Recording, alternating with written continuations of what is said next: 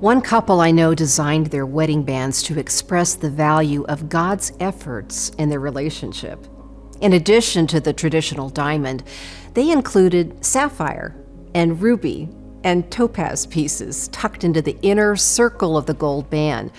Only someone who was looking for them would know they were there. But for this couple, the stones against their fingers served as a reminder of God's work in redeeming years of suffering and then bringing them together.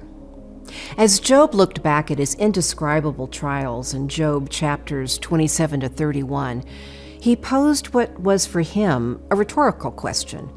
Where can wisdom be found? That's in chapter 28, verse 12. Not on the land, not on the sea. It can't be bought with gold or silver, coral, jasper, topaz, or rubies. No, wisdom far exceeds their value. One of the results of Job's many sufferings is the discovery of verse 23, that God understands the way to it, and He alone knows where it dwells. In verse 28, Job summarized what he discovered through the many trials of his lifetime.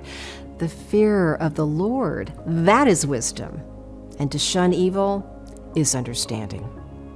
Job feared, or rather revered God. He rejected evil. While he suffered greatly, he clung to a God who was beyond comprehension and yet worthy of worship. Can we do the same?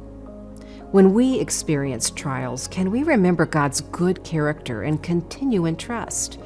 Can we resist the temptation to reject our faith when we struggle? Can we bind the memories of the coming of our Redeemer and His provision in our days to strengthen us? May the gems of sapphire, topaz, and ruby in our days remind us that God's wisdom is worth more than we can imagine, and that He will eternally sustain us.